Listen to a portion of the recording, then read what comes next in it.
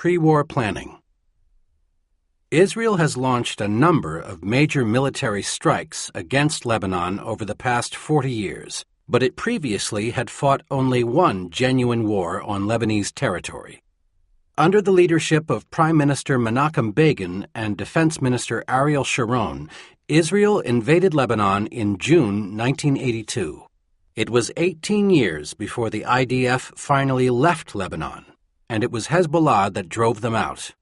Israel and Hezbollah remained bitter enemies even after Israel withdrew, and occasional skirmishes continued to take place along the Israeli-Lebanese border. It was just such a skirmish on July 12, 2006, that erupted into Israel's second war in Lebanon. Concerned about the huge stockpile of missiles and rockets that Hezbollah had acquired from Syria and especially Iran, Israel had been planning to strike at Hezbollah for months before the July 12 abductions. Gerald Steinberg, a well-connected Israeli strategist, made these points during the war. Of all of Israel's wars since 1948, this was the one for which Israel was most prepared.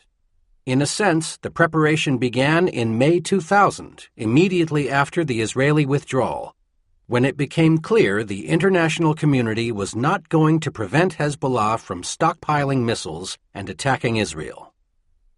By 2004, the military campaign scheduled to last about 3 weeks that we're seeing now had already been blocked out, and in the last year or two, it's been simulated and rehearsed across the board. Similarly, Seymour Hersh reported, "Several current and former officials involved in the Middle East told me that Israel viewed the soldiers' kidnapping as the opportune moment to begin its planned military campaign against Hezbollah. Hezbollah, like clockwork, was instigating something small every month or two," the U.S. government consultant with ties to Israel said. Indeed, Israeli Prime Minister Ehud Olmert told the Winograd Commission that his decision to respond to the abduction of soldiers with a broad military operation was made as early as March 2006, which was 4 months before the conflict started. At that time, he asked to see the existing operational plans for war with Lebanon because he did not want to make a snap decision in the case of an abduction. Olmert also said that in November 2005, his predecessor, Ariel Sharon, ordered the army to prepare a list of targets for a military response in Lebanon after a failed Hezbollah attempt to capture IDF troops in a border village. Olmert held his first meeting on Lebanon in early January 2006, 4 days after he was appointed to replace the incapacitated Sharon, and he subsequently held more meetings on the situation in Lebanon than any of his recent predecessors. Israeli officials reportedly briefed key individuals inside and outside of the Bush administration about their intentions well before July 12. Hersh writes, "According to a Middle East expert with knowledge of the current thinking of both the Israeli and the U.S. governments, Israel had devised a plan for attacking Hezbollah and shared it with Bush administration officials well before the July 12th kidnappings." Likewise, Matthew Kalman reports in the San Francisco Chronicle that, more than a year ago, a senior Israeli army officer began giving PowerPoint presentations on an off-the-record basis to U.S. and other diplomats, journalists, and think tanks, setting out the plan for the current operation in revealing detail. Under the ground rules of the briefings, the officer could not be identified.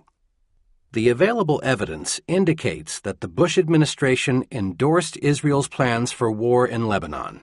According to Hersh, earlier this summer, before the Hezbollah kidnappings, the U.S. government consultant said, several Israeli officials visited Washington separately to get a green light for the bombing operation and to find out how much the United States would bear. The consultant added, Israel began with Cheney. It wanted to be sure that it had his support and the support of his office and the Middle East desk of the National Security Council. After that, persuading Bush was never a problem, and Condi Rice was on board, the consultant said. There is not much information in the public record about the decision-making process, that led President Bush to back Olmert's plan to attack Lebanon at an opportune moment. Nevertheless, there is reason to think that the neoconservatives played a key role in that process. Not only had the neoconservatives been angling to smash Hezbollah since September 11, but the two most influential advisers on Middle East affairs in the White House in the months before and during the Lebanon War were dedicated supporters of Israel and its hardline policy toward its adversaries, including Hezbollah. Elliott Abrams was the key person on the National Security Council dealing with Middle East policy. The New York Times reported during the war that he has pushed the administration to throw its support behind Israel.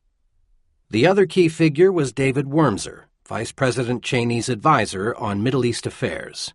He was one of the authors of the 1996 Clean Break Study, which advocated that Israeli Prime Minister Benjamin Netanyahu end the Oslo peace process and use military force to change the political landscape in the Middle East.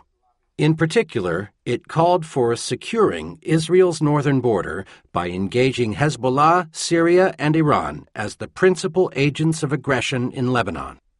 Wurmser was, as Adam Schatz wrote in the New York Review of Books well before the Second Lebanon War, an open advocate of preemptive war against Syria and Hezbollah, a position favored by neoconservatives in and close to the Bush administration. When Seymour Hersh reports, as quoted above, that Israel was interested in getting the support of Cheney's office and the Middle East desk of the National Security Council, he is effectively saying that Olmert wanted the approval of Abrams and Wurmser, which he surely got. Beyond that basic fact, which is neither surprising nor controversial, little is known about the Bush administration's planning role in the months before the Second Lebanon War. Nothing in this account suggests that either Israel or the United States was conspiring to provoke a war in Lebanon. Given the simmering tensions along the border and Israel's legitimate concerns about Hezbollah's missiles and rockets, it made perfect sense for the IDF to formulate plans for addressing this threat. After all, every competent military leadership plans for contingencies that may never arise. It also made perfect sense for Israel to consult with its American patron about its plans to make sure it was not preparing for a course of action that Washington might oppose. The mighty edifice of support. Once the war began and Israel came in for severe criticism from all corners of the globe, the Bush administration provided Israel with extraordinary diplomatic protection. Its UN ambassador, John Bolton, whom Israel's UN ambassador once jokingly described as a sixth member of the Israeli delegation, vetoed a Security Council resolution that criticized Israel and worked assiduously for about a month to prevent the UN from imposing a ceasefire so that Israel could try to finish the job with Hezbollah.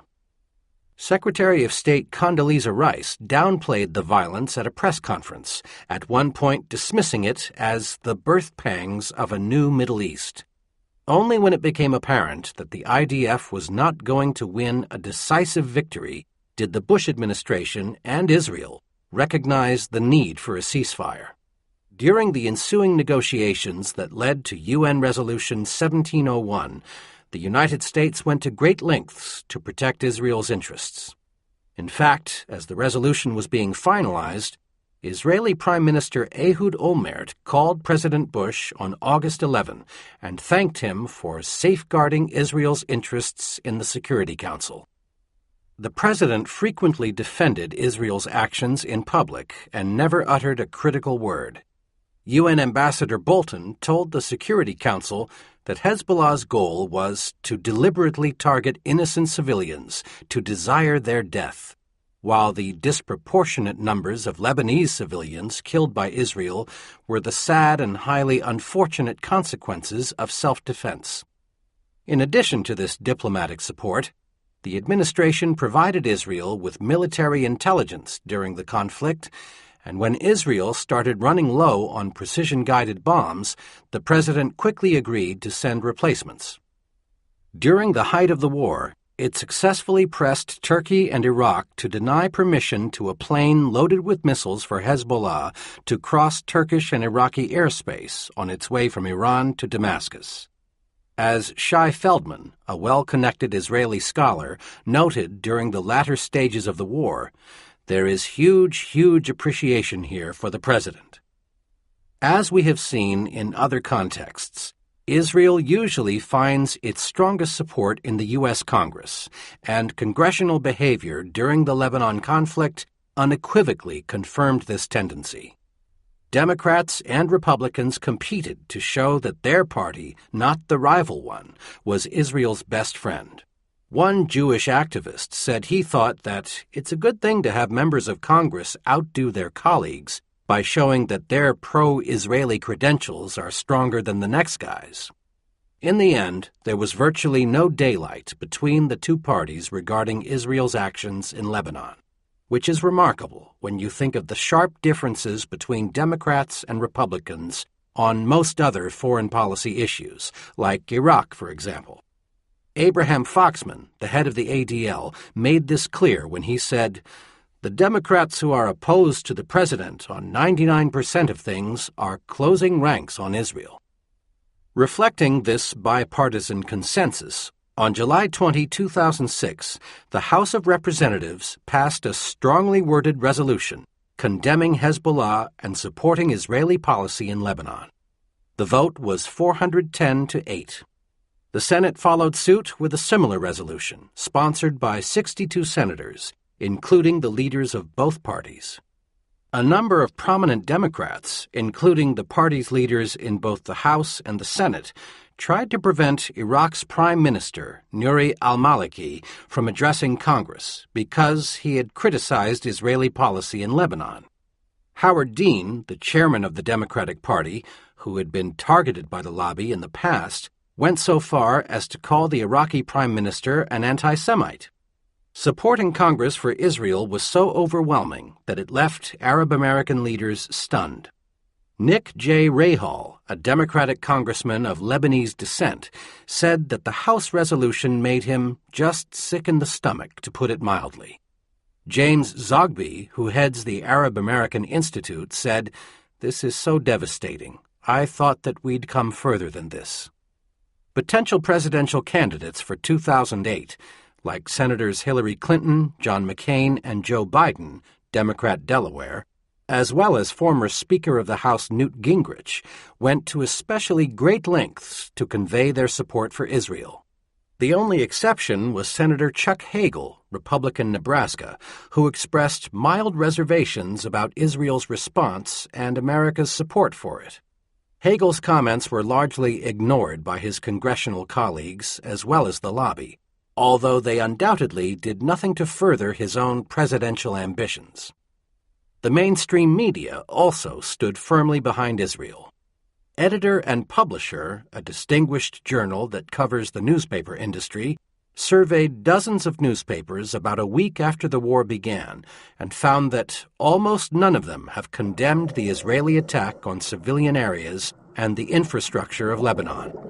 The 24-hour cable news stations were filled with reports and commentary that portrayed the Jewish state as a beleaguered combatant that could do no wrong.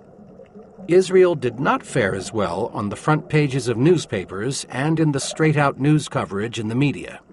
A Harvard study claims that on the front pages of the New York Times and Washington Post, Israel was portrayed as the aggressor nearly twice as often in the headlines and exactly 3 times as often in the photos. This news coverage was largely unavoidable, however, because Israel was causing much greater destruction in Lebanon than Hezbollah was causing in northern Israel. By the end of the fighting, Hezbollah had killed 43 Israeli civilians and damaged or destroyed about 300 buildings in Israel. The IDF, by contrast, had killed as many as 750 Lebanese civilians and damaged or destroyed roughly 16,000 Lebanese buildings. Given those numbers, the camera quickly became Israel's enemy. Media coverage was also shaped by the fact that both Hezbollah and the Sinora government in Beirut favored a ceasefire almost as soon as the fighting started. while Israel wanted to prolong the war until its leaders realized that their war aims could not be achieved. Editorial commentary remained relentlessly pro-Israel throughout the conflict, however, and it often crept into the news coverage, thus ensuring that the overall portrayal of Israel in the American media was very favorable. The situation in the mainstream media was nicely summed up in an article in the British newspaper The Independent. There are two sides to every conflict, unless you rely on the U.S. media for information about the battle in Lebanon. Viewers have been fed a diet of partisan coverage which treats Israel as the good guys and their Hezbollah enemy as the incarnation of evil. Not only is there next to no debate, but debate itself is considered unnecessary and suspect. What makes America's overwhelming support for Israel so remarkable is that the United States was the only country that enthusiastically supported Israel's actions in Lebanon. Almost every other country in the world, as well as the UN leadership, criticized Israel's reaction as well as Washington's unyielding support for it. These circumstances raise the obvious question: why was the United States so out of step with the rest of the world? Strategic folly. One possible answer is that supporting Israel made eminently good strategic sense for the United States. But that is not the case. Israel's strategy for waging the war was guaranteed to fail because, as the Winograd Commission notes, the assumptions and expectations of Israel's actions were not materializing. Israel's response reflected weakness in strategic thinking. So the Bush administration was backing a losing strategy from the outset. Israel's main goal in the Second Lebanon War was to deal a massive blow to Hezbollah's effectiveness as a fighting force. In particular, the Israelis were determined to eliminate the thousands of missiles and rockets that could strike northern Israel. Prime Minister Ehud Olmert drove this point home when he said, "The threat will not be what it was. Never will they be able to threaten this people they fired missiles at." Similarly, the Israeli ambassador in Washington said, "We will not go part way and be held hostage again. We'll have to go for the kill, Hezbollah neutralization." Writing in the Wall Street Journal, former Prime Minister Benjamin Netanyahu proclaimed that Israel's goal was straightforward: remove the missiles or destroy them. Israel had two different but complementary ways to try to neutralize Hezbollah's missiles and rockets. Israeli leaders were confident that they could use air power to strike directly at those weapons and take almost all of them out. They also had a more indirect approach for dealing with the problem. Specifically, they planned a classic punishment campaign, whereby the IDF would inflict massive pain on Lebanon's civilian population by destroying residences and infrastructure and forcing hundreds of thousands of people to flee their homes. Such a campaign would inevitably kill a significant number of civilians in the process. Olmert made this point clearly at a press conference right after the kidnapping, when he promised a very painful and far-reaching response. The aim of the punishment campaign was to send a message to Lebanon's leadership that it was ultimately responsible for Hezbollah's actions, and therefore the country as a whole would pay a great price any time Hezbollah attacked Israel. The Prime Minister was clear on this point as well. The Lebanese government, of which Hezbollah is a member, is trying to undermine regional stability. Lebanon is responsible, and Lebanon will bear the consequences of its actions. Both elements of this strategy were destined to fail from the start. Trying to disarm Hezbollah from the air was simply not feasible. Even with an ample supply of smart bombs, there was no way the Israeli Air Force was going to eliminate Hezbollah's 10,000 to 16,000 rockets and missiles. Most of those weapons were widely dispersed and located in caves, homes, mosques, and other hiding places. Moreover, even if the IDF managed to destroy a large portion of Hezbollah's inventory, Iran and Syria would have sent in replacements. Not surprisingly, it quickly became apparent that air power was not having the advertised effect, as missiles and rockets continued to reach northern Israel daily. In fact, Hezbollah launched more missiles at Israel on August 13, one day before the ceasefire took effect, than on any other day of the war. In late July, the Olmert government decided to rectify the problem by sending large numbers of ground troops into Lebanon, claiming that Israel would need a few more weeks to defeat Hezbollah once and for all. But this was another fool's errand. After all, the IDF had fought Hezbollah in Lebanon between 1982 and 2000, and Hezbollah had not only survived, it eventually forced Israel to withdraw in 2000. How was Israel now going to achieve in a few weeks what it could not accomplish in 18 years? The ground offensive failed to produce decisive results, and Israel had no choice but to accept a ceasefire on August 14. Israel suffered its highest single day of casualties 2 days before the ceasefire went into effect. The second element of Israel's strategy, its attempt to punish Lebanon for allowing Hezbollah to operate freely, was also certain to backfire.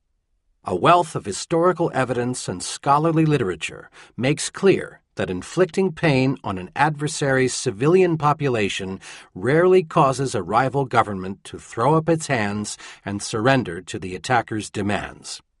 On the contrary, the victims usually direct their anger at the attacker, and, if anything, they become more supportive of their own government. Indeed, Israel had twice before launched large-scale bombing campaigns against Lebanon, Operation Accountability in 1993 and Operation Grapes of Wrath in 1996, and both failed to damage Hezbollah in any meaningful way or undermine its popular support. History repeated itself in 2006. In the wake of Israel's punishment campaign, Hezbollah's popularity surged in Lebanon and across the Arab and Islamic world, and most Lebanese vented their rage at Israel and the United States rather than at Hezbollah or the government in Beirut. But even if this case had turned out to be an anomaly, and Israel's bombs had convinced Lebanon's leadership that it was now time to disarm Hezbollah, it did not have the capability to do that. Hezbollah was too powerful, and the government was too weak. After about 2 weeks of fighting, with Hezbollah still lobbing missiles and rockets at northern Israel and the punishment campaign backfiring, Israel began to define victory downward. Its leaders began emphasizing goals like eliminating Hezbollah's forward positions and deploying an international force to protect Israel against Hezbollah attacks. Back in the United States, The Forward reported that sources close to the White House and the Pentagon said that administration hawks have expressed disappointment and frustration about Israel's inability to deal a swift and decisive blow to Hezbollah. Some of Israel's more hawkish supporters began saying out loud that Israel was in danger of losing the war, and a few even questioned whether Israel was still a strategic asset for the United States. Charles Krauthammer wrote in the Washington Post on August 4 that the war gave Israel an extraordinary opportunity to make a major contribution to America's war on terrorism. The United States, however, has been disappointed in Israel's performance, which has jeopardized not just the Lebanon operation, but America's confidence in Israel as well. When the war finally ended on August 14, both sides declared victory. It was clear to most independent experts, however, that Hezbollah had come out ahead in the fight. By virtually all accounts, it performed well on the battlefield, and it was standing tall when the shooting stopped. It also retained thousands of missiles and rockets that threatened Israel, and its political position in Lebanon and the Islamic world was much improved by the war. Israel, on the other hand, failed to achieve its initial goals, and the IDF had stumbled badly when it engaged Hezbollah. It has become manifestly clear with the passage of time, especially in Israel, that Hezbollah was the winner and Israel the loser. The Winograd Commission was appointed due to a strong sense of a crisis and deep disappointment with the consequences of the campaign and the way it was conducted. Its main findings are an unequivocal indictment of the three main architects of the war: Prime Minister Olmert, Defense Minister Amir Peretz, and General Dan Halutz, the IDF Chief of Staff. Damage to U.S. interests. Leaving aside the issue of whether Israel or Hezbollah won the Second Lebanon War, there is no question that U.S. interests suffered from its outright support for Israel's actions. As we have made clear, the United States currently faces three major problems in this region. The first problem is terrorism, which is mainly about vanquishing al-Qaeda, although the United States also wants to neutralize Hamas and Hezbollah. The second concern is the remaining rogue states in the area, Iran and Syria. Both support terrorism, and Iran seems determined to master the full nuclear fuel cycle, which would put it a short step away from nuclear weapons. The third problem is the Iraq War, which the United States is in serious danger of losing. The Bush administration's unyielding support for Israel during the Second Lebanon War has complicated Washington's ability to deal with each of these problems. The conflict in Lebanon has complicated America's terrorism problem in two ways. It has reinforced anti-Americanism in the Arab and Islamic world, with Hezbollah leader Sheikh Nasrallah describing Israel during the fighting as having been armed with an American decision, with American weapons and American missiles. This perception surely will help al-Qaeda and other terrorist organizations find new recruits who want to attack the United States or its allies. For example, in a poll taken in Lebanon in late August 2006, just after the fighting had ended, 69% of the respondents said that they considered America an enemy of Lebanon. Less than a year earlier, in September 2005, the number was 26%. In another poll taken in Lebanon in late August 2006, 64% of the respondents said that their opinion of the United States was worse after the fighting than before it. Nearly half of the respondents said that their opinion of America was much worse in the aftermath of the war. A Zogby poll taken in the fall of 2006 in Saudi Arabia, Egypt, Morocco, Jordan, and Lebanon found that in all 5 countries, attitudes towards the U.S. have worsened in the last year. U.S. policy in Lebanon contributed to that negative shift in attitudes, although the war in Iraq and Washington's policy toward the Palestinians were more important factors. This increased hostility toward the United States will generate more public support for terrorists in the Middle East and elsewhere. Furthermore, the conflict has increased Hezbollah's influence in Lebanon. This is partly due to its impressive performance against the IDF, which has normally defeated its Arab opponents decisively, but failed to do so in this case. Israel's bombing campaign was also a major reason for Hezbollah's soaring popularity.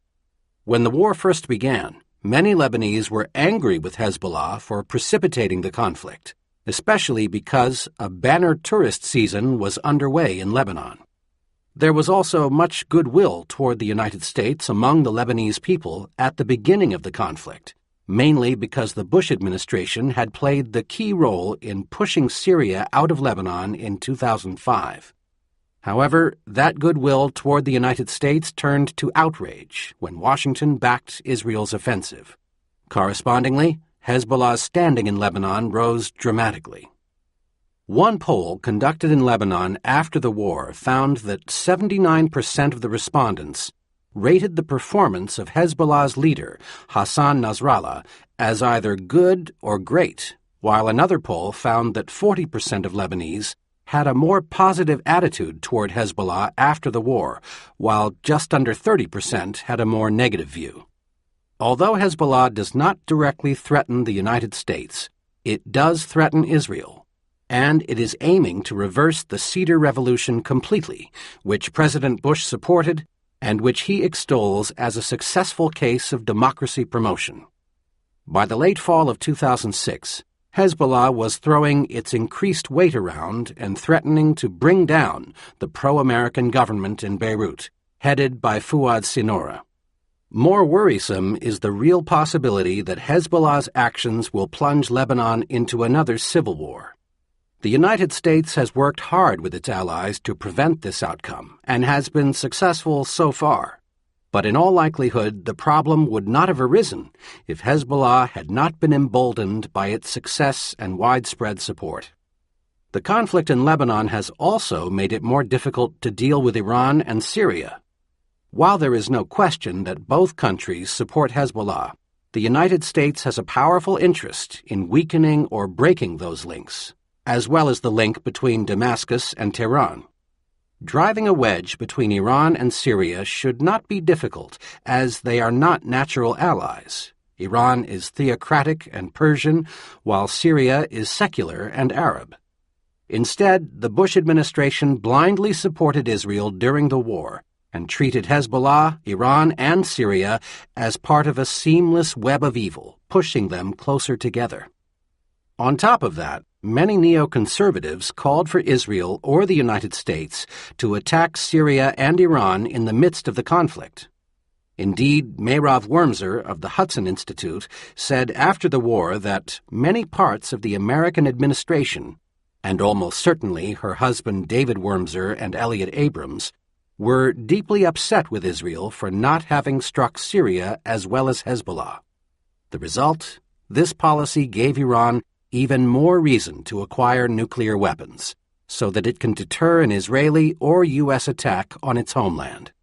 And Iran and Syria have continued to arm and support Hezbollah, while helping to keep the United States bogged down in Iraq, so that it cannot attack either of them. The blowback had other consequences in Iraq. What happened in Lebanon also angered the Iraqis themselves, especially the Iraqi Shia, who feel a loose sense of allegiance to Hezbollah, which is also Shia.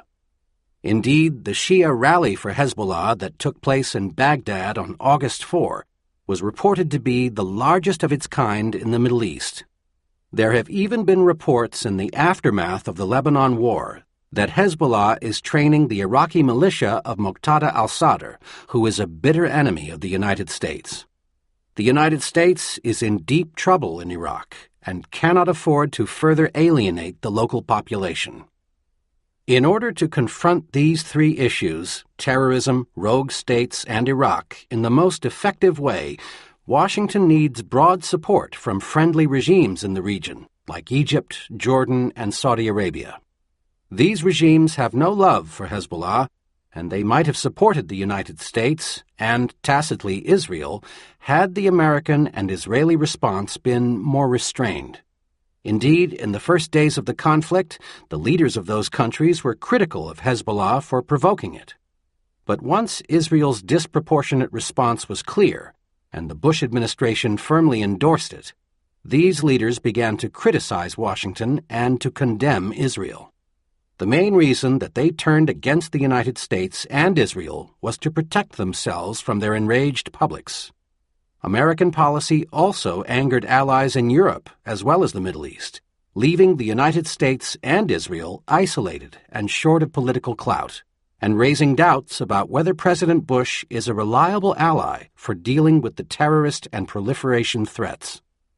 One might think that the sharp cleavage that developed between Arab leaders and their publics during the Lebanon War quickly dissipated when the shooting stopped and thus has had no serious long-term effects. But that would be wrong, as Arab public opinion remains deeply hostile to the United States, making it difficult for Arab regimes to help the Bush administration contain Iran's ambitions. The root of the problem is that the so-called Arab street fears the United States much more than it fears Iran. A Zogby poll released in February 2007 found that 72% of the respondents in 6 Arab countries identified the United States as their biggest threat, while only 11% identified Iran. Furthermore, 61% of the respondents said that Iran has the right to develop a nuclear capability, even though more than half of them think Iran is likely to go the next step and build nuclear weapons. It is also worth noting that the IDF's poor performance in Lebanon suggests that it will not be of great value to the United States in dealing with the threat environment that its actions helped create. As we argued in Chapter 2, Israel's policies nurture and inspire terrorist groups and complicate U.S. efforts to deal with rogue states like Syria and Iran, but Israel is not much of an asset for dealing with them. Backing Israel's strategy in its war with Lebanon was not in America's strategic interest. It is hard to disagree with former State Department official Aaron Miller's observation in the middle of the conflict. There is a danger in a policy in which there is no daylight whatsoever between the government of Israel and the government of the United States. Breaking the laws of war. But what about the moral dimension? One might concede that U.S. support for Israel had significant strategic costs, but argue that the United States has a moral obligation to back Israel's efforts to defend itself. Israel was attacked, so the argument runs, and it responded in a way that conformed to the laws of war. Indeed, some of Israel's supporters claim that its poor performance in Lebanon was due mainly to its strict adherence to these legal and moral principles. For example, Thomas Newman, the executive director of the Jewish Institute for National Security Affairs, maintains that it wasn't Hezbollah that tied Israel down as much as it was Israel's own sense of morality. On close inspection, however, this line of argument is not convincing. Israel clearly has the right to defend itself, and that right includes retaliating against Hezbollah with military force. Hardly anyone contests that basic point, and many of the governments and individuals who have criticized Israel's conduct never questioned its right to respond to Hezbollah's raid. But having the right to defend oneself does not mean that any and all measures are legally or morally permissible. The critical issue is whether Israel's actions in Lebanon during the summer of 2006 were consistent with the laws of war and with established standards of morality. As discussed above, Israel's strategy explicitly and deliberately sought to inflict punishment on Lebanon's civilian population. One might easily get the impression that Israel initiated this punitive campaign in response to Hezbollah's own missile and rocket attacks against Israeli civilians, but that is not how the war actually evolved. It began on July 12, when Hezbollah fighters crossed into Israeli territory, killed 3 Israeli soldiers, and captured 2 more. As part of that operation, Hezbollah launched a few dozen rockets at some Israeli towns for the purpose of diverting the IDF's attention away from the abduction site. No Israeli civilians were killed in those diversionary attacks. Nasrallah said immediately afterward at a news conference in Beirut, "We don't want an escalation in the south, not war." Though unjustifiable, the Hezbollah raid was not an unusually provocative act, as both Israel and Hezbollah had been conducting violent and sometimes lethal incursions into each other's territory since Israel withdrew from southern Lebanon in May 2000. Nasrallah had even made it clear months in advance that he was determined to kidnap some Israeli soldiers. Nevertheless, Israel responded to the abductions by launching a massive bombing campaign against Lebanon, which, in turn, led Hezbollah to follow suit and unleash its rockets and missiles at towns and cities across northern Israel. Specifically, the IDF struck Beirut International Airport, among other targets, on July 13, the day after Hezbollah struck across Israel's border. The IDF continued to pound Lebanon from the air on the 14th, striking at bridges and roads, as well as Nasrallah's office in Beirut. At this point, with more than 50 Lebanese civilians dead and damage to Lebanon's infrastructure mounting, Nasrallah promised open war against Israel, which meant extensive missile and rocket attacks. Thus, although Hezbollah clearly precipitated the war by killing or capturing IDF soldiers on June 12, Israel initiated the large-scale attacks against civilians. Israeli leaders emphasized from the start that all of Lebanon would pay a severe price in the war, and this punishment would be the result of a deliberate Israeli policy, not merely collateral damage. IDF Chief of Staff Halutz said at the beginning of the conflict that he intended to turn back the clock in Lebanon by 20 years. He also said at one point that nothing is safe in Lebanon. He was true to his word. In a report issued in August 2006, just after the fighting ended, Amnesty International provided a detailed assessment of what the IDF wrought in Lebanon, which is worth quoting at length. During more than 4 weeks of ground and aerial bombardment of Lebanon by the Israeli armed forces, the country's infrastructure suffered destruction on a catastrophic scale. Israeli forces pounded buildings into the ground, reducing entire neighborhoods to rubble and turning villages and towns into ghost towns as their inhabitants fled the bombardments. Main roads, bridges, and petrol stations were blown to bits. Entire families were killed in airstrikes on their homes or in their vehicles while fleeing the aerial assaults on their villages. Scores lay buried beneath the rubble of their houses for weeks, as the Red Cross and other rescue workers were prevented from accessing the areas by continuing Israeli strikes. The hundreds of thousands of Lebanese who fled the bombardment now face the danger of unexploded munitions as they head home. The Israeli Air Force launched more than 7,000 air attacks on about 7,000 targets in Lebanon between July 12 and August 14, while the Navy conducted an additional 2,500 bombardments. The attacks, though widespread, particularly concentrated on certain areas. In addition to the human toll, an estimated 1,183 fatalities, about one-third of whom have been children, 4,054 people injured, and 970,000 Lebanese people displaced. The civilian infrastructure was severely damaged.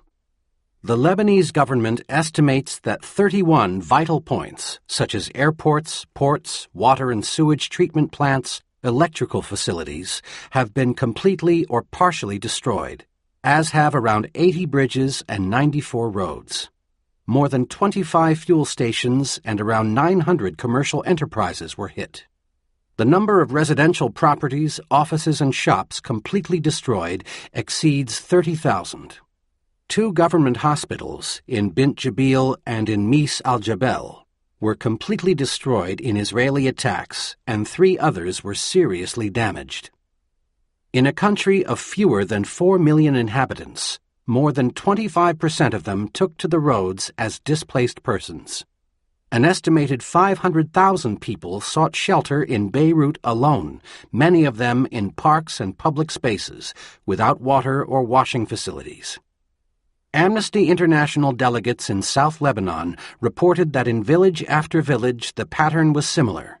The streets, especially main streets, were scarred with artillery craters along their length.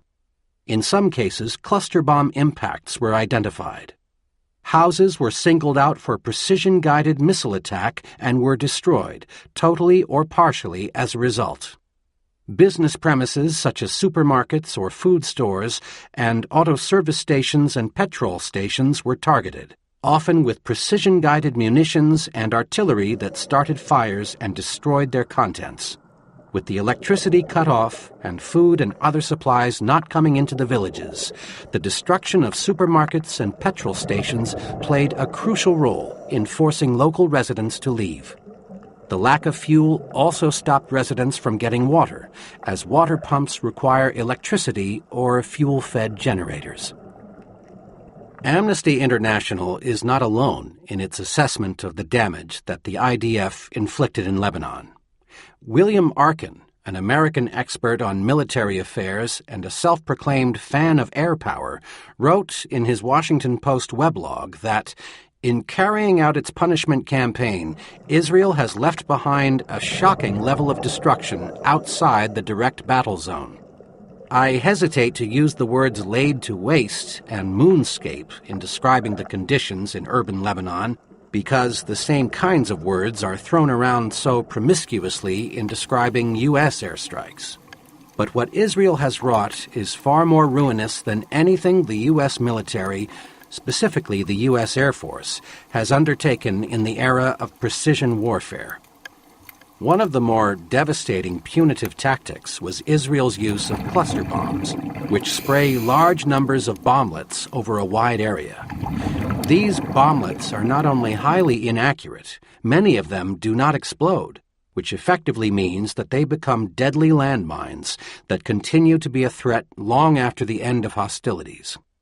Given how lethal these weapons can be when used in civilian areas, the United States has always insisted that Israel use them against clearly defined military targets. Indeed, as noted, the Reagan administration banned the sale of cluster bombs to Israel for 6 years during the 1980s, after it discovered that the IDF had used them against civilian areas in its 1982 invasion of Lebanon. In the last 3 days of the recent Lebanon war, when a ceasefire was known to be imminent, the IDF fired over 1 million bomblets into southern Lebanon, which has a population of 650,000. The aim was to saturate the area with these small but deadly bombs. One Israeli soldier in an artillery battalion said, "In the last 72 hours we fired all the munitions we had, all at the same spot. We didn't even alter the direction of the gun. Friends of mine in the battalion told me they also fired everything in the last 3 days, ordinary shells, clusters, whatever they had." Over the course of the entire war, the IDF is estimated to have fired roughly 4 million bomblets into Lebanon. When the fighting finally stopped in mid-August, UN officials estimated that there were about 1 million unexploded bomblets in the southern part of the country. Researchers from Human Rights Watch said that the density of cluster bombs in southern Lebanon was higher than in any place they had seen. One Israeli soldier who helped flood the area with cluster bombs said, "What we did was insane and monstrous. We covered entire towns in cluster bombs." Jan Egeland, the UN's Undersecretary General for Humanitarian Affairs, labeled Israel's actions shocking and completely immoral. In the first 8 months after the war, 29 Lebanese were killed by cluster bombs, and another 215 were injured, 90 of them children. It seems intuitively clear that Israel's destructive campaign in Lebanon violated the laws of war. Still, that is not enough. It is important to understand what those laws are and exactly how Israel violated them. The bedrock distinction that underpins the laws of war, as well as modern just war theory, is between civilian and military targets. There is no question that states have the right to defend themselves by attacking each other's military assets. However, states are not supposed to attack civilian targets in another country unless they are transformed into military targets in the course of the war. If troops occupy a school or a church during a battle, for example, and use it as a base of operations, then it is permissible to attack them there. Furthermore, when attacking an adversary's military targets, states must make a determined effort to minimize collateral damage. This is where the well-known concept of proportionality comes into play. Specifically, states striking at military targets must make sure that there is not excessive collateral damage, given the particular value of those military targets. In short, states cannot attack enemy civilian targets on purpose or indiscriminately, and they must take great care to avoid collateral damage when striking at military targets. Israel failed to observe both of these distinctions in the Second Lebanon War. There is no question that Israel deliberately attacked a wide array of civilian targets in Lebanon, just as General Halutz said that they would. The description of the devastation in the Amnesty International report makes this clear. Remember, it concluded that Lebanon's infrastructure suffered destruction on a catastrophic scale. That same report says at another point that Israel's bombing campaign resulted in massive destruction of civilian infrastructure. Amnesty International issued another report in November 2006, which reinforced the findings in its August report. For example, it found that in southern Lebanon, some 7,500 homes were destroyed and 20,000 damaged, and that in the overwhelming majority of destroyed or damaged buildings it examined, there was no evidence to indicate that the buildings were being used by Hezbollah fighters as hideouts or to store weapons. Indeed, it noted a pattern of destruction by Israeli attacks that indicated that Israeli forces had targeted objects that are indispensable to the survival of the civilian population. In a separate study of Israel's offensive in Lebanon, Human Rights Watch, HRW, concluded that Israel has violated one of the most fundamental tenets of the laws of war, the duty to carry out attacks on only military targets. It is also clear that Israel did not exercise sufficient care to avoid collateral damage when striking targets that it considered military in nature.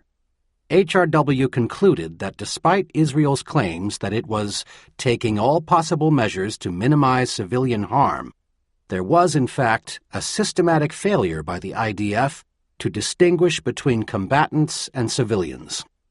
Consider what happened in southern Lebanon, which the Israelis effectively turned into a free fire zone, where any person left in the area was considered a legitimate target. After warning the residents of that area to leave, Minister of Justice Hayam Ramon, who had said that we must reduce to dust the villages of the south, announced on July 27 that all those now in South Lebanon are terrorists who are related in some way to Hezbollah. However, many residents had not left, and many of the people who remained were neither combatants nor members of Hezbollah. Amnesty International estimates that about 120,000 people remained throughout the conflict, many of them civilians. On August 7, the IDF spread leaflets over southern Lebanon warning that any vehicle of any kind traveling south of the Litani River will be bombarded on suspicion of transporting rockets, military equipment, and terrorists. In light of these actions, Amnesty International concluded in its November report that Israeli forces committed serious violations of international human rights and humanitarian law, including war crimes. In particular, Amnesty International has found that Israeli forces carried out indiscriminate and disproportionate attacks on a large scale. Similarly, the HRW report finds that the IDF consistently tolerated a high level of civilian casualties for questionable military gain. At least one Israeli leader made no bones about the fact that Israel was violating the proportionality principle. Dan Gillerman, Israel's ambassador to the UN, said 1 week after the war started, "To those countries who claim that we are using disproportionate force, I have only this to say, you're damn right we are, because if your cities were shelled the way ours were, if your citizens were terrorized the way ours are, you would use much more force than we are using." Gillerman's telling admission was an exception, however.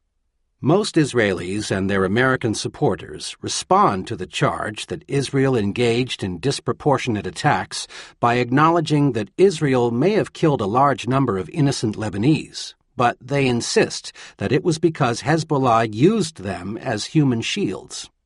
The evidence in Amnesty International's November report and in the HRW study contradicts that line of defense. One part of Israel's defense is the claim that Hezbollah prevented civilians from leaving southern Lebanon because it wanted to hide behind them. Amnesty International investigated this matter and found that the available evidence does not substantiate the allegations that Hezbollah prevented civilians from fleeing, and in several cases points to the contrary. Also, there is good reason to believe that Hezbollah fighters purposely avoided contact with civilians for fear that they will sooner or later be betrayed by collaborators.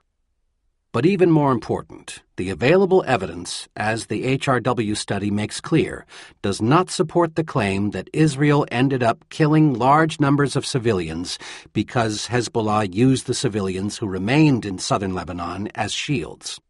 To be clear, HRW does acknowledge that Hezbollah occasionally did store weapons in or near civilian homes, and fighters placed rocket launchers within populated areas or near UN observers, both of which are serious violations of the laws of war. In other words, there is some evidence that Hezbollah used civilians to protect its fighters and weapons. Nevertheless, those cases were clearly the exception, not the rule. The vast majority killed, according to Kenneth Roth, HRW's executive director, were civilians with no Hezbollah military presence nearby. Specifically, HRW examined 24 cases in detail, which included about one-third of the civilians killed in Lebanon at the time of the report. It found no evidence in any of those cases that Hezbollah deliberately used civilians as shields to protect them from retaliatory IDF attack. One could accept this finding and offer a different defense, claiming that although Hezbollah may not have deliberately used civilians as shields, it did fight from populated areas, especially when its fighters were defending their home village or town. In such cases, Hezbollah would not be violating the laws of war by hiding behind civilians. It would simply be defending its own territory. If this were the case, some may argue, Israel could not help but kill civilians in the process of targeting Hezbollah. Although Hezbollah often fought in and around towns and villages, this line of defense does not work either. In only one of the 24 cases researched by HRW is there evidence to suggest that Hezbollah forces or weapons were in or near the area that the IDF targeted during or just prior to the attack. In short, both Amnesty International's November report and the HRW study provide substantial evidence that contradicts Israel's claims about Hezbollah and its human shields. Furthermore, the IDF clearly failed to distinguish between civilian and military targets when it saturated southern Lebanon with cluster bombs just before the ceasefire took effect. As one artilleryman put it, we fired like madmen. This particularly cruel action, which is hard not to see as an act of long-term vengeance, cannot be excused by either of the counter-arguments noted above.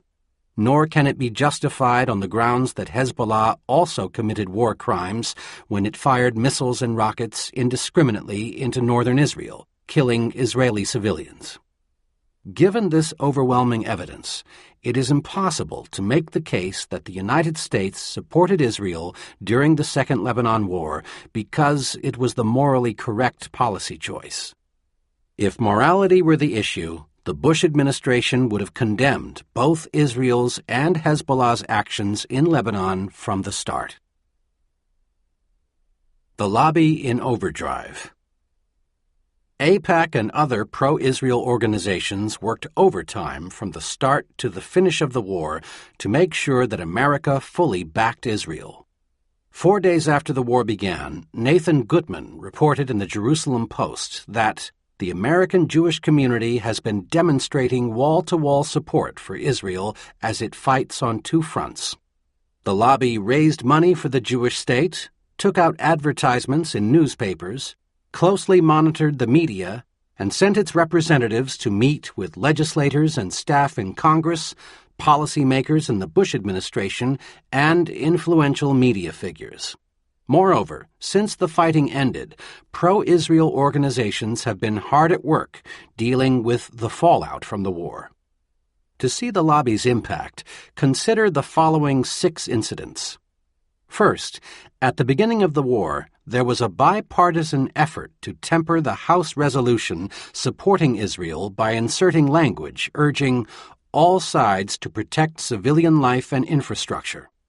Congresswoman Nancy Pelosi, then House Minority Leader, and Senator John Warner, Republican Virginia, then chairman of the Senate Armed Services Committee, among others, favored this change in the legislation, considering the moral issues at stake. One would think that such language would be unobjectionable, if not welcome.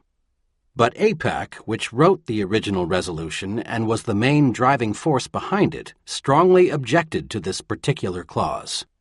John Boehner, the House Majority Leader, kept the proposed new language out of the resolution, which still passed 410-8.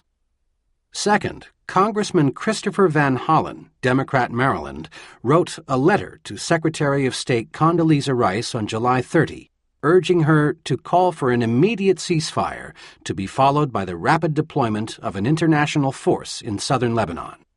He also wrote, "The Israeli response has now gone beyond the destruction of Hezbollah's military assets. It has caused huge damage to Lebanon's civilian infrastructure, resulted in the large loss of civilian life, and produced over 750,000 refugees. Hezbollah is undeniably the culprit, but it is the Lebanese people, not Hezbollah, who are increasingly the victims of the violence. As a result, the Israeli bombing campaign, supported by the United States, has transformed Lebanese anger at Hezbollah into growing hostility toward Israel and the United States. The result has been a surge in the political strength and popularity of Hezbollah and its leader, Hassan Nasrallah, and the weakening of the already fragile Lebanese government. We have squandered an opportunity to isolate Hezbollah and strengthen our credibility and negotiating leverage in the region." Although Van Hollen's letter focused primarily on U.S. interests and supported Israel's right to defend itself, the lobby was furious with him for daring to criticize Israel and quickly moved to make it manifestly clear that he should never have written that letter. Van Hollen met with various representatives from major Jewish organizations, including Aipac, and the congressman immediately apologized, saying, "I am sorry if my strong criticism of the Bush administration's failures has been interpreted as a criticism of Israel's conduct in the current crisis. That was certainly not my intention." He emphasized that he would continue to be a strong advocate for Israel, and shortly thereafter went on a 5-day visit to Israel, sponsored by an Aipac affiliate, the American Israel Education Foundation, accompanied by 3 pro-Israel activists from his district and a staffer from Aipac itself. Despite his apology, the leader of the Jewish Community Relations Council of Greater Washington told a reporter that Van Hollen needs to continue to reach out to the Jewish community, to reassure the Jewish community he is going to be there for Israel. The ADL's regional director for Washington said that as far as he was concerned, Van Hollen's response doesn't undo the damage of the first letter. The goal, of course, was not merely to chastise Van Hollen, but also to remind the members of Congress of the costs of getting out of line on this issue. Third, early in the war, President Bush gently encouraged Israel to be careful not to topple the democratically elected government in Lebanon, which he had helped put in power. The concern, he said, is that any activities by Israel to protect herself will weaken the Lebanese government or topple that government. Bush made it clear that he and his lieutenants had conveyed their views to Israeli leaders. The lobby took issue with Bush and made it clear that his position was unacceptable. The Forward reported on July 14 that the Bush administration is being criticized by some Israeli and Jewish communal officials for calling on Jerusalem not to undermine the democratically elected Lebanese government. Abraham Foxman of the ADL said, "The administration and Western countries want to shore up the Lebanese government, but it is a misguided policy to do so, and the same holds true for Abu Mazen.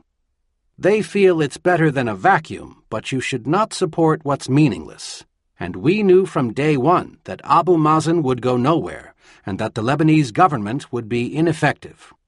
In the wake of this criticism, Bush stopped warning Israel about the need to protect the American-backed government in Beirut. Fourth, Tom Ricks, the well-known Washington Post journalist, said on CNN during the war that some U.S. military analysts had told him that Israel purposefully has left pockets of Hezbollah rockets in Lebanon because, as long as they're being rocketed, they can continue to have a sort of moral equivalency in their operations in Lebanon. In response, the Committee for Accuracy in Middle East Reporting in America condemned Rick's remarks, and Ed Koch, the former mayor of New York City, wrote to Leonard Downey Jr., the executive editor of the Post, complaining about Rick's comments. Koch said that they are comparable to the age-old blood libel used by anti-Semites to incite pogroms in Europe. Downey wrote back to Koch, saying, "I have made clear to Tom Ricks that he should not have made those statements." Why? Downey did not say. For his part, Ricks said, "The comments were accurate. That I said I had been told this by people. I wish I hadn't said them, and I intend from now on to keep my mouth shut about it." Fifth, pro-Israeli groups conducted a large-scale campaign to smear Amnesty International and especially Human Rights Watch for their critical reports on Israel's bombing campaign. According to Alan Dershowitz, virtually every component of the organized Jewish community, from secular to religious, liberal to conservative, has condemned Human Rights Watch for its bias. Both human rights organizations were unfairly accused of singling out Israel while largely ignoring Hezbollah and of misrepresenting important aspects of what was happening on the ground in Lebanon. At the same time, Aipac sent out press releases designed to convey the message that the IDF was conducting surgical strikes against terrorists and avoiding civilians. Charges of anti-Semitism were quickly leveled at both human rights groups. Kenneth Roth, the executive director of HRW, took the brunt of those attacks, even though he is Jewish and his father was a refugee from Nazi Germany. The Jerusalem Post, for example, ran an op-ed by Gerald Steinberg titled "Ken Roth's Blood Libel." The New York Sun asserted in an editorial that Roth was partaking in the delegitimization of Judaism because he criticized the IDF's strategy in Lebanon as an eye for an eye, or more accurately, in this case, 20 eyes for an eye, which may have been the morality of some more primitive moment. Abraham Foxman reacted in a similar way to Roth's language, accusing him of employing a classic anti-Semitic stereotype about Jews. Responding to such charges, Georgetown law professor and columnist Rosa Brooks only slightly overstated the case when she wrote in the Los Angeles Times that anyone familiar with Human Rights Watch or with Roth knows this to be lunacy.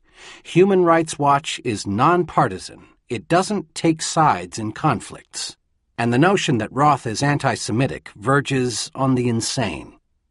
Brooks went on to say, "But what's most troubling about the vitriol directed at Roth and his organization isn't that it's savage, unfounded, and fantastical.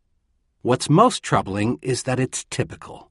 Typical, that is, of what anyone rash enough to criticize Israel can expect to encounter. In the United States today, it just isn't possible to have a civil debate about Israel because any serious criticism of its policies is instantly countered with charges of anti-Semitism."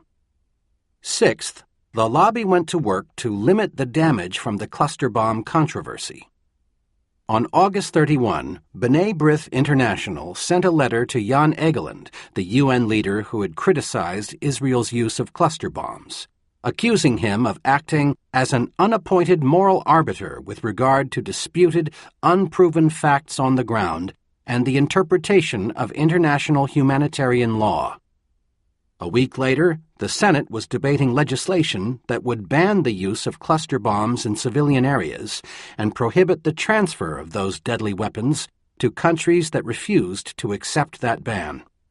Aipac lobbied hard against the legislation, which went down to defeat by a vote of 70 to 30. Key organizations in the lobby have been open and candid in discussing their influence on U.S. policy in Lebanon. For example, Aipac's president, Howard Friedman, wrote a letter to friends and supporters of his organization on July 30, which he began by saying, "Look what you've done." He then wrote, "Only one nation in the world came out and flatly declared, 'Let Israel finish the job.' That nation is the United States of America. And the reason it had such a clear, unambiguous view of the situation is you and the rest of American Jewry." It is hardly surprising, therefore, that Israeli Prime Minister Olmert said during the war, "Thank God we have Aipac, the greatest supporter and friend we have in the whole world." Organizations like Aipac and the ADL were not the only players in the lobby that were hard at work during the recent conflict. Journalists like Charles Krauthammer and William Kristol made the case, to use Kristol's words, that Israel's war is our war too. Many Christian Zionists also rallied behind Israel. For example, the televangelist Pat Robertson made a 3-day visit to Israel during the war to offer, according to the Jerusalem Post, his support for a country whose very existence he believes is threatened by Hezbollah. Robertson told the Post, "The Jews are God's chosen people. Israel is a special nation that has a special place in God's heart. He will defend this nation. So evangelical Christians stand with Israel. That is one of the reasons I am here." John Hagee's organization, Christians United for Israel, held a 2-day Washington-Israel summit in the capital in mid-July. It attracted 3,500 people, and participants were encouraged to express their support for Israel to their senators and representatives. The executive director of the Christian Friends of Israel offered a rather unchristian insight. This was certainly an unprovoked attack, and Israel has every right to go in and pound them. Indeed, Israel did go in and pound them with the unconditional backing of the U.S. government and many in the lobby. The American Public and Lebanon. Was Washington's steadfast support for Israel's actions in Lebanon the result of the lobby's influence, or did it simply demonstrate that the American people are deeply committed to Israel? Perhaps Israel received unconditional support because U.S. public opinion demanded it. Jennifer Kanata, an Aipac spokeswoman, made this familiar argument during the war. After denying that the lobby had any influence, she proclaimed that the American people overwhelmingly support Israel's war on terrorism and understand that we must stand by our closest ally in this time of crisis. This line of argument is not convincing. What happened during the Lebanon War fits the pattern we have already seen. U.S. policy did not reflect the views of the American public. This point is clearly revealed in a wide array of survey results on 6 critical issues involving Lebanon. On the question of who is to blame for starting the conflict, an ABC News Washington Post poll conducted August 3 through 6, 2006, found that 46% of the respondents said that Israel and Hezbollah were equally to blame. Another 7% blamed Israel alone. A CBS News New York Times poll conducted July 21 through 25, 2006, also found that 46% of the respondents blamed both sides equally, while 5% blamed mostly Israel. Regarding the question of whether Israel had gone too far in its attacks, a USA Today Gallup poll conducted July 21 through 23, 2006, found that 38% of the respondents said they disapprove of the military action Israel has taken in Lebanon. In the ABC News Washington Post poll, 32% of the respondents said they thought that Israel was using too much force, while 48% said that Israel was not justified in bombing Hezbollah targets located in areas where civilians may be killed or wounded. 54% said that Israel should do more to avoid civilian casualties. On whether the United States should support Israel or remain neutral in the conflict, the USA Today Gallup poll found that 65% of the respondents said that the United States should take neither side in the conflict.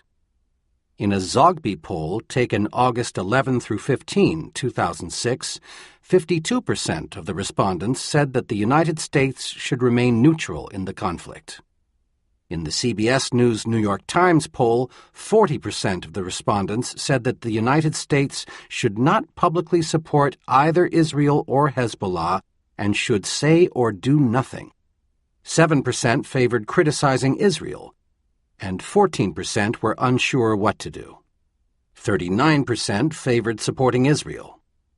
In an NBC Wall Street Journal poll taken July 21 through 24, 2006, 40% of the respondents opposed U.S. military involvement in support of Israel if the Lebanon war expanded to the point where Israel is fighting several other nations in the region.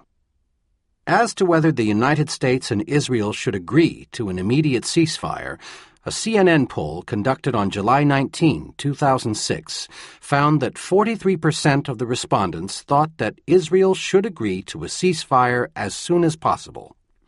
In the ABC News Washington Post poll, 35% of the respondents said that Israel should agree to an immediate, unconditional ceasefire in Lebanon. With respect to the consequences of the Lebanon war for America's terrorism problem, 44% of the respondents in the USA Today Gallup poll said that they were very concerned that events in Lebanon will increase the likelihood of terrorism against the United States. 31% were somewhat concerned that the Lebanon war would worsen America's problem with terrorism. Finally, 35% of the respondents in the ABC News Washington Post poll said that the Lebanon war would hurt the situation for the United States in Iraq. In short, there was a sizable gap between how Americans thought about Israel and the Lebanon war and how their leaders in Washington talked and behaved during that conflict. Mass opinion cannot explain why the Bush administration and the Congress acted as they did in the summer of 2006.